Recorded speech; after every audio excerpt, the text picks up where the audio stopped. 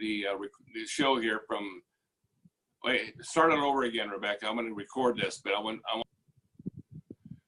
All right, folks. Again, this is Ed Weens here in Fayetteville, North Carolina, and it's our real privilege tonight to have as a special guest on our team call a gentleman that I've got a chance to meet several times, I guess, over the last 4 or 5 years, but really got a chance to spend some time together just recently. And this is Jon Norton. Yes, the last name I'm sure sounds familiar. Jon is the son and brother of our founders. So Jon, it's just an absolute privilege to have you make time available to come chat with our team tonight. We want to welcome you to the call. It's absolutely my pleasure, Ed. Thank you so much. And I wanted to extend a thank you from Tyler and Brad, my other brother, his son Caleb, to both you and Polk for hosting us at Pinehurst a few weeks ago. That was an absolute blast, and appreciate the Southern hospitality. It was very kind of you guys.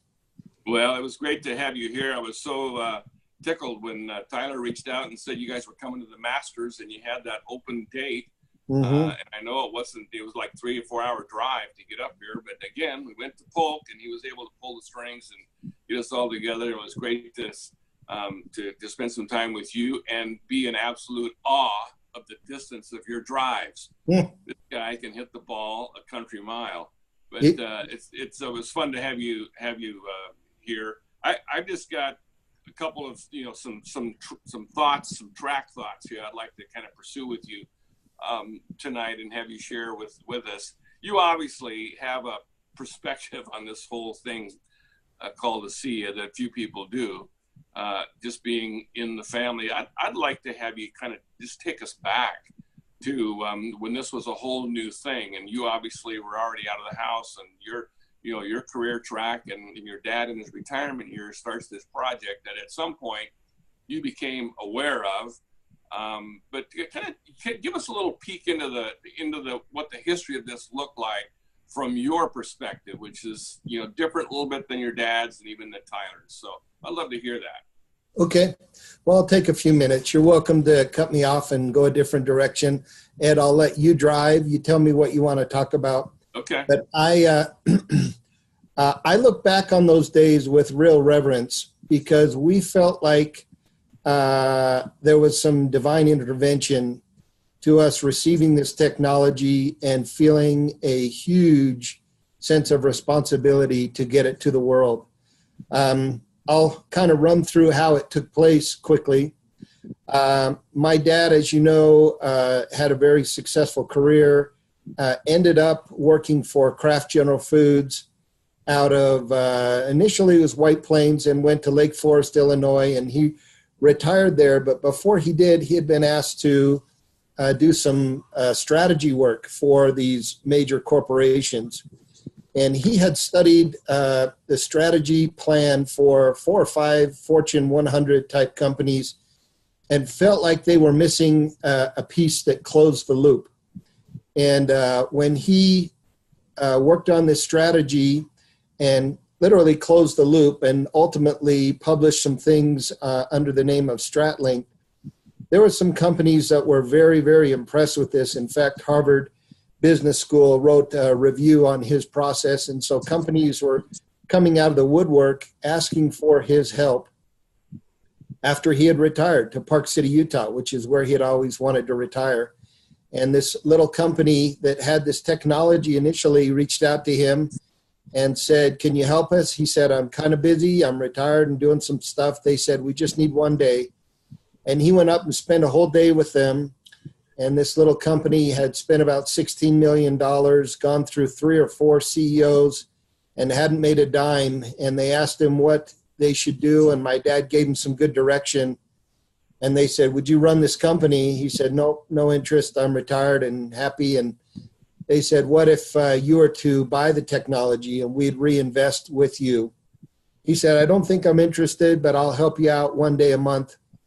And he was playing golf with a buddy of his the next day and told him about it. And the guy stopped the golf cart, pulled out his wallet, wrote him a big check and said, "Let's go buy the technology and do the company." He says, "You don't even know what it is." He said, "I don't care. I've always wanted to go into business with you." and I think it would be a great thing for us to do. Well, they did that, actually bought the technology. It was delivered to them at their warehouse in the form of 9 pallets of research, boxes and boxes of research documentation from major universities, University of Illinois and Indiana, University of Washington, UCLA, Stanford, Harvard, Utah State, and several others had done studies on this technology. And they didn't know the mode or mechanism of action. They just knew that a lot of people were saying it was doing tremendous things. So they went and found an atomic medical physicist, Dr. Gary Samuelson. Some of you may know that name. And they said to him, we have some technology. We want you to look at this and tell us what it is. He said, what's it made out of? They said, salt and water. And he laughed, as most people do, and that's fine. And he said, I have no interest. Everything that's been discovered with respect to salt water has already been done, and I'm not going to waste my time. They said, we kind of thought you'd say that, so we brought you some research. So they handed to him a few folders from these major universities, and he took them home and thumbed through them over the weekend and was astounded at what these scientists were saying about this technology that we have that's now called ASEA. And he called him back on Monday. He said, okay, you got me. I'm fascinated. He said, this isn't just salt water. Something is going on here, and I am fascinated. I have a lot of interest, and I will take on the assignment of telling you what this is.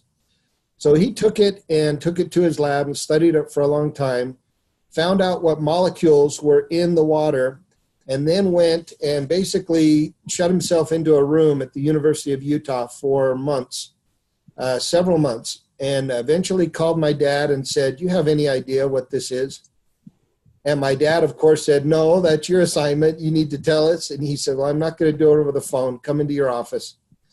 So he and my dad's partner came into the office and sat down, and Dr. Samuelson closed the door, pulled the chair up, and said, you have no idea what you have here. He said, these are redox signaling molecules. And that, of course, went right over my dad's head. Redox signaling molecules were a relatively new concept back when this was first looked at.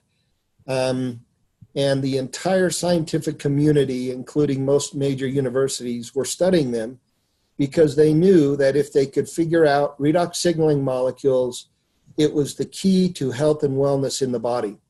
Western medicine is a lot of pills and surgery, but if you can go right to the root of problems within a cell and start to repair a cell on a cellular level, it was a whole new ballgame.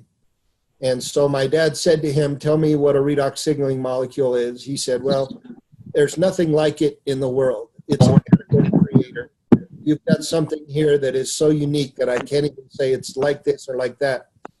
A redox signaling molecule is one of the primary fundamental molecules for health and wellness in the body. It's the trigger that turns on the immune system and allows a cell to function properly. And when a cell is dysfunctional or not working well, there are triggers that will either repair that cell or replace it. And my dad, not knowing the magnitude of what he was talking about, said, well, what's the application? And Dr. Samuelson said, you still don't get it. This is a new platform. He said, off of this platform, many, many discoveries will take place in health and wellness of the body. He said, I can't even begin to tell you the value of this. Well, my dad and his partner at the time thought this is a business play. We now know what it is, the mode or mechanism of action. So they went out to a broker and said, we want to sell this into the pharmaceutical industry. And they had contacts into Pfizer, Baxter, GlaxoSmithKline, Johnson & Johnson, and a bunch of other places. And this broker, who I won't mention the name, said, we will sell this, and it could very well go north of $1 billion because of the value of what you have here. And so they started to let the word out that we had balanced, stabilized, non-toxic, bioactive redox signaling molecules in a bottle. First time ever in the history of the earth. And most scientists say it's impossible. You can't stabilize them and put them in the bottle. They're fleeting. These molecules will over a short period of time, fall right back to H2O and NaCl, water and salt. And they said it's impossible to keep them. Well, they didn't realize that we had found a way with the help of Dr. Samuelson to stabilize the molecules and put them in a bottle on a shelf life. So they put the word out. A $11 billion pharmaceutical company out of New Jersey found out about it, and they had been studying these molecules and said, if they have what they say they have, we need to get out there. They hopped on a Learjet, flew to Salt Lake City, and met with my dad and his partner at the time all morning while their scientists took the redox signaling molecules, the product of ASEA, to a lab. It wasn't called ASEA then. And they studied it. And when they came back shortly after lunch, they sat around a large conference room table, and the scientists walked in and they nodded. And as they nodded, the lawyers kicked in and they said, we're ready to write you a check big enough that you won't want to talk to anyone else.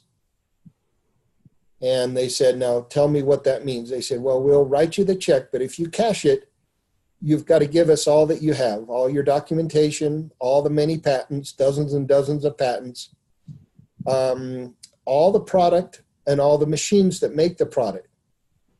And my dad said, well, I can't do that. He said, I've given it to, at that point, about 120 people. It initially went to 40, and people were saying, I got to have more, I got to have more. It had gone to a bunch of different countries all around the world. And what we had, without the understanding of the mode of action, but the value of the product that we had was out. And everyone was saying, I have to have it, I have to have it. And my dad was implying to these people that there were a lot of people who wouldn't be around if he didn't have the product. He said, I can't do that. They said, well, that's the agreement. Cash the check, and we take it all away. Meanwhile, Dr. Samuelson's kind of kicking my dad under the table saying, don't say a word. Don't say a word. Let's talk about this. So they dismissed them from the room, and the group sat around the table, and Dr. Samuelson got a little choked up. And he said, I could live 1,000 lifetimes and never be part of something like what you have here. He said, if you understood what you had, you would understand also that this belongs to humanity and not one industry or company. And as they talked to this company that wanted to buy it, they say, we make no guarantee that it ever makes it to market. Dr. Samuelson said, they will bury it. They will shelf it and they will bury it because it will be so valuable that it will do damage to the rest of their products and their industries. When you take a product to market, it's almost $1 billion to get it approved through the FDA. And once it's approved, you can say, in almost 10 years, you can say, this cures that. But you can only say one that. And as we all know, ASEA does so much more than that. It does that 100 times plus. And we stopped counting when we got to well over 200, by the way. So every time you say this cures that, it costs you $1 billion. So ASEA cures, excuse me, I misspoke there. ASEA doesn't cure anything. ASEA is not intended to treat, cure, diagnose, or prevent anything, but it helps the body do a lot of good things. So ASEA is extremely valuable in that sense. But the body is what kicks on the immune system, and the immune system, by the way, is much more powerful than almost any type of institution or hospital or university. If your immune system is working properly, there are very, very few things that your body can't fix. So they walked back in. They said, we're going to hand you back your check. We thank you for the offer. And they hopped on their jet, flew back to New Jersey. And at that point, they thought, what are we doing here? What are we doing? And understanding what they had, their whole mind shift started to kick in, and they said, we can't sell this into this industry. We have to make it available to people. They actually went in, sat down with Orrin Hatch. Many of you may know that name. He actually ran for president a few years ago, a senator from the state of Utah. And he said, we've passed legislation allowing you to bring out a product in the nutraceutical industry, not the pharmaceutical, but the nutraceutical industry. And as long as you don't say it cures anything and you have your safety and toxicity testing done, you can make it available to people immediately. And that was the direction they take. At that point, it became a network marketing company. And their goal, and both of these gentlemen were well off. Their goal was to allow this product to reach as far into the world as they could get it to go, helping people and creating an opportunity for individuals to make money, introducing this to others and to have a home-based business. And we have been very, very careful not to speak too much about what the product is able to do, saying it is redox signaling molecules. And if you study redox signaling molecules, you'll know the value of the product. And we have carefully and slowly introduced it to different parts of the world. And just so you know, it's hitting a point where it's going to be moving at a much, much faster rate. And when I initially thought about ASEA, driving home, understanding really what it was, because I hear all the stories and I know all the background on it, I thought every single person in the world needs to know about it. Not everyone's going to accept it, but everyone needs to hear about it. And as I have myself with my sister introduced it to a lot of people, we were some of the founding triple diamonds in the company. I felt like it was just a matter of telling people what it was. I'm not into sales. I'm not very good at sales, but I love telling the story of ASEA. I love sharing with people the science of ASEA. In fact, people say, oh, you give too much science, and I probably do. But for me, that was what I needed to understand for me to be able to say it's real. I know what it is. I know how it works in the body. I know where it comes up. And for me, I had to get over that hurdle before I could start sharing it with people. Because when people say, it's amazing, it's a miracle, I thought, yeah, but what's it doing? And how's it working in the body? And I understand that very, very well now. I worked with Dr. Samuelson for a long time to understand the components that made up the redox signaling molecules and how it works in the body and how it is intertwined perfectly with the immune system. So I have said before, and I'll say it again, I honestly believe that ASEA has the potential of being one of the most important products and companies the world has ever seen. It's that valuable. You say, well, you're a little biased. I am, but I also get to peek behind the curtain, and I know what it is. So I'll turn it back to you, Ed. I appreciate that recap, John. I've heard snippets of that before. I've heard your dad tell that story, and I know how deeply personal it is to him, and how emotional it is to him as well. But I'm just curious. When you first heard about the fact that your dad was involved in something like this, was your immediate response, "Yeah, it must be good," or was it like, "Dad, what are you doing?" It was all, what are you doing? My dad retired and he couldn't stay retired. He had his finger in a lot of things. He wanted to start a business. He was a little antsy. My dad's a workaholic. His mother used to get him up every Saturday and they'd work till noon. Their friends would come over. They'd say, no, we can't do anything till noon. And sometimes his mother would take out all the dishes, all the pots and pans, and make them clean them. And they were perfectly clean. And she taught all of her 7 kids how to work very hard. My dad's the oldest of 7. And I've not known anyone on this planet that works harder than my dad. So when he retired, he was just like, I got to do something. I got to do something. And he loves to work. So this was a very natural thing, but he was toying around with 2 or 3 different ideas. And when this came up, I started hearing the stories.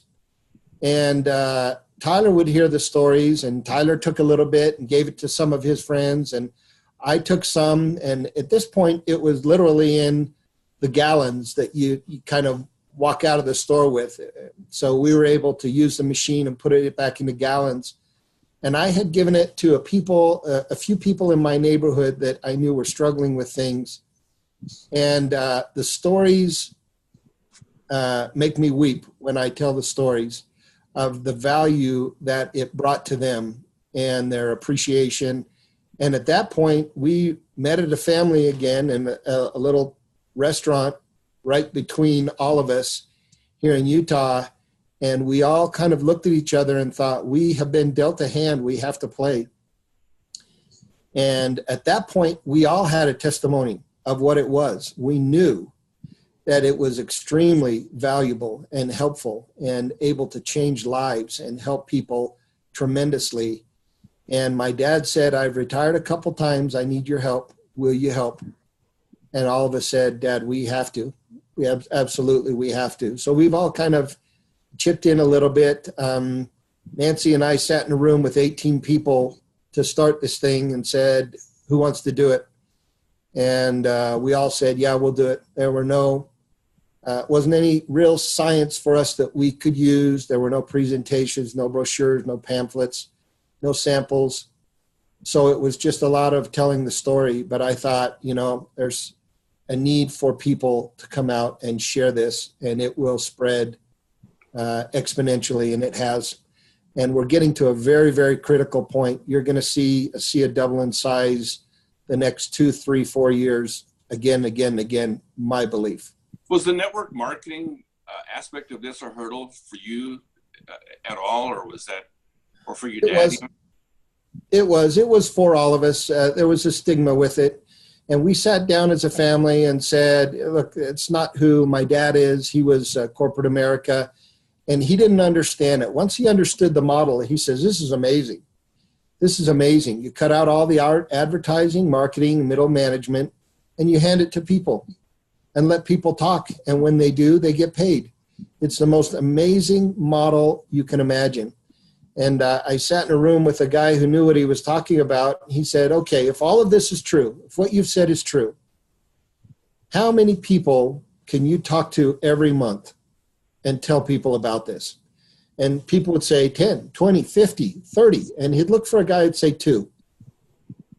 And he says, let's use your number. He says, if we just talk to 2 people a month, and this is true, and you're helping people tremendously, what kind of success can you expect to see from 2? What if one guy comes in? And what if you and that guy the next month each talk to 2, and you and the next guy each talk to 2? He wrote it up on the board. He said, at the end of the year, you're making about $5,000 a month. What have you done? How much time have you spent on that? I'm not talking about the people that will just talk and talk and talk and tell 50 or 100 people a month. I'm talking to the guy who just says, I'm going to get a couple people every month. And they do the same, and they do the same, and they do the same. He put it up on the board. He said, if everyone understands that there is a desert for the first 6 months to 8 months, but there is a huge, huge payoff, you will get the concept of network marketing. So you bust your butt for 6 months to a year, and you be true to the plan of bringing a few people in every month and get everyone on your team to do the same. And suddenly it lifts everyone. And then you share that concept again and again and again. But people don't understand that there's a desert that you got to get through initially. And Nancy and I felt it. We worked hard. I mean, the first 6 or 8 or 12 months, we're looking at each other thinking, this is really, really hard. And the checks weren't coming in. But you cross over a line. Here's what you expect to make. And you're working hard, and you expect your pay to be on this line.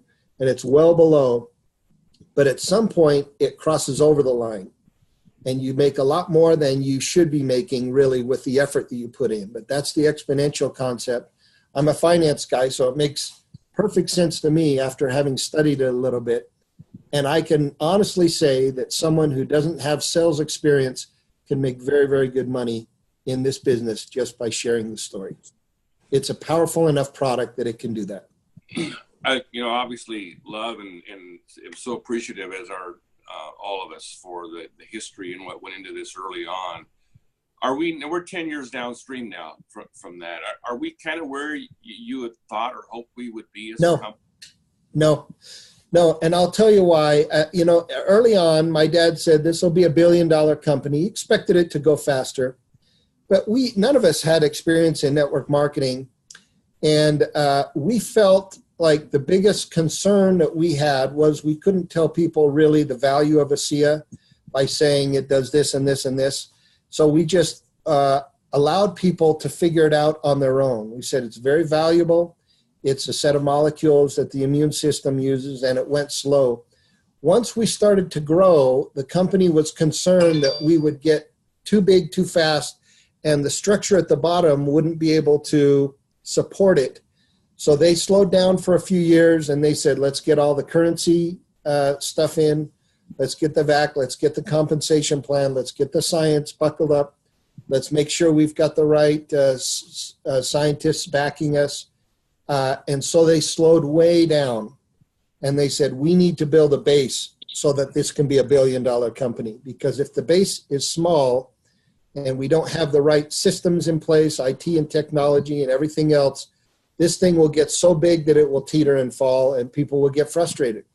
We don't have the same concerns that other companies have of availability of product. We've got that. But we have such a unique technology and a valuable technology that we want to keep it under our roof too. So we're not sharing that technology, how to make the product with others. We don't have manufacturing plants all over the world.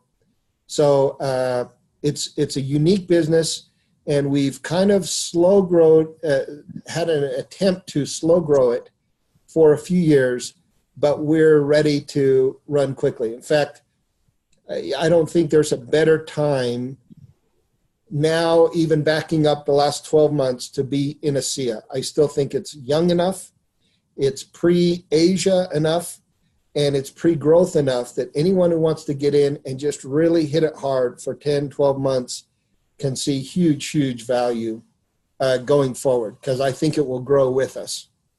I love the analogy of just strengthening the base. You know, we're about a half a block away from where I'm sitting tonight. There's a construction crane going up, building a new Hyatt Place hotel right next to the ballpark. It's right close by. And I know that long arm that's reaching out, if that base is not strong enough, if that thing toppled, it could probably hit the building I'm sitting in. Yeah. I love that analogy of building the strong base before you reach. I've seen companies, I've been around this industry for 30 plus years. I've seen companies grow too fast. Yeah. And they outgrow their ability to sustain it. So even though I'm antsy and eager, I'm respectful of the restraint and the strategic decisions that you guys have made.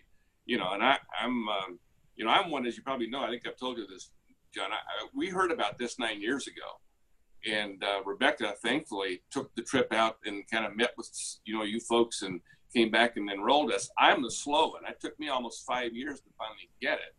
And we've been engaged now almost 5 years. It's got to be, it's been the most amazing 5 years of my 30-some years in the history, in the industry. And obviously, I feel like we are really at a sweet spot. So, I know it's got to have been tough for you to know everything that you know about the product, to understand the science to the degree that you do. And I've heard you talk about the science. I mean, you're as eloquent and articulate in the science as anybody I've ever heard. But to know all that and kind of have to self-muzzle yourselves just because of what you can't say, and then to pull the reins in on a bunch of independent marketers like us is like trying to herd, thousands and thousands of cats. You guys have done an amazing job. And I say you, representing sort of the family. Yeah. I know you're in the field, so you've done a little bit of this, but just kind of give us a little real gut feel from your perspective. What do you see coming down the road? I mean, we got brand new folks on the call tonight that are just looking at this, just engaging. Some of them in different parts of the world. Some will see this recording and listen to it. But what could you tell us that looking forward? What do you think? What does it look like? I know you don't have a crystal ball, but well, I don't see any barriers for us getting to $500 million, then $1 billion and beyond. I will tell you that it's my belief that the executives in the company are going to build the base of the company, continue to build the base in such a way that we will have additional complementary products to help health of the cell. And it's really our sweet spot. It's like Kentucky Fried Chicken does chicken. That's who we are. We are healthy cells pushing nutrients and the molecules into the cell, allowing the cell to repair and to even in some cases replace themselves. So I see nothing but an upward slope for ASEA. I see it gaining strength as we move into the Asian markets where they are, I think, quite frankly, far ahead of us with an understanding of the body and the need for preventative care versus pills and surgery, which is what we do in America. You go to the doctor, he either sent you out with a prescription, he signs you up to go get something pulled out of your body or fixed in your body. But if you can actually get the cells to repair themselves, boy, it's so much better. I get to go to lunch with Ty. He works a mile and a half down the street from where I live. We get together once a week, and the future is extremely bright for ASEA. And I would say to all those that have been in a little while, you know what I'm talking about with the desert. And I would say if you understand the concept of exponential growth, stay with it and keep your team motivated. If I were to say to you, I'll give you $100,000 check at the beginning of the month, or I'll give you a penny starting on day one, doubling it on day two, most people would say, well, give me the $100,000. Well, by mid-month, you've got about $15 and you're kicking yourself. Why didn't I take the $100,000? But by the end of the month, you've got over $3 million if you take a penny and double it every day. And everyone gets to mid-month and they kick themselves. They say, I'm only making $20 a week or $30 a week, and I'm not even paying for my product, and I'm spending so much time. Everyone says that. Everyone says that. But if you can help your team understand that there is that desert you've got to get through, and you stick with it, and you keep telling people about it, and you motivate your team to do the same. Did you get your 2 or 3 this month? And some will say, I got 10, I got 20, and they get it. They get it, and it will grow faster. But even those that are very consistent will someday sit in front of a group of 1,000 people and say the same thing I am. I'm not a salesman. I'm a finance guy, so I understand the numbers and I understand exponential growth. But I also like to help people. And so if you can help people and make a little money doing it, is there a better deal on the planet? I don't think so. So I'm still super excited about ASEA, both the opportunity to help people and for people to make money. And it's not good to have one guy making $1 million and no one else making $1 million. So it's all about lifting each other, having a team, and all getting there together and helping each other out. And I mean, that's why I do calls. I love doing calls. I love helping, great people here. I've been listening to everyone on my screen, and I just want to talk to each one of you. I think Lynette Lamore, I'm sure we're related. We have Lamores in our family history. There was a family by the name of Lamoureux out of Canada, and they changed their name to Lamore. My dad loves Louis L'Amour books, so we're related. I love the name of Twyla. What a great name. I appreciated Willie Davis and what he was saying, and Pokes, my good buddy from Pinehurst. It's such a great time. So anyway, I just want to sit and talk to everyone, but so does my dad. I mean, that's one of the things he really likes about this. But anyway, can I share just a little story real quick? Sure. So a few years back, it was Christmas Eve. We were having a neighborhood family come over for Christmas Eve, and my wife was preparing something and forgot something for the dessert at the grocery store. She said, would you hop in the car and go down and get it? And you're going to say, where are you going with this? It'll make sense in a minute. So I said, I don't know if the stores are open, but I hopped in the car and took off down the road. We kind of live up on the bench of the Timpanogos Mountain, which is on the other side where Robert Redford's Sundance Resort is. And as I was going down the road, quiet, Christmas lights on everywhere, I came to a stop sign, and was ready to go through, and I saw a flash to my left. And the house that wasn't on the corner, but the next one in, had a fire coming up from the chimney. And the flame was probably 15 feet, and it was right off the roof line and the chimney. And I sat there and just thought, no one knows that house is on fire. And I pulled my car open, flung the door open, ran up on the door, and I could hear family inside, and I knocked. And no one came. I knocked again. I knocked a little louder, rang the doorbell. No one was coming. I opened the screen door, and I checked the knob. The door was open, and I walked in. And the family was sitting on the family room floor. There were, I think, 3 or 4 young kids and a mom and a dad. And they looked at me like, what the heck are you doing in our house? And I said, your house on fire. And none of them moved. And I said, your house is on fire. They didn't move. I looked at the dad and I yelled at him. I said, your house is burning down right now. And he got up and he didn't believe me. I said, come here, I'll show it to you. I walked him out in the front. He looked up, couldn't see it. I said, step back, get closer to the road. He looked up, huge flame. And he just erupted, yelled to his family, yelled to his kids, get this out, help me, grab a hose from the other side. I said, call the fire department quickly. And I sat there and helped him with a hose, and we tried to squirt it. No, not even close to getting all the way up on his roof, second story, way up by the chimney. And I just sat there and I just went like this. Whole house just lit up. Family walked out. They had a few things in their arms. That was it. And they sat there as the fire department pulled up. Rest of the neighbors came out. Everyone was standing around. It was dusk, Christmas Eve. And after a few minutes, I hopped in the car, went and got my stuff. By the time I was coming back, huge, huge light up above the tree line, billowing smoke way up above the city that I was in from this little house that had started on fire. And I just drove right by, went home, pit in my stomach, and this family lost their house. And it sat like that with a big tarp over it for over a month. They had to tear the whole thing down, rebuild, but they had lost everything. And one of the kids came running down from a shower upstairs with just a towel on. They literally got out with next to nothing. And I personally think the same way about ASEA. Sometimes I'll knock on a door, and sometimes I'll push it open, and sometimes I'll, in a sense, yell that they need it. And most people don't get it. They just don't get what they don't know. And, a lot of people timidly will knock on the door and walk away.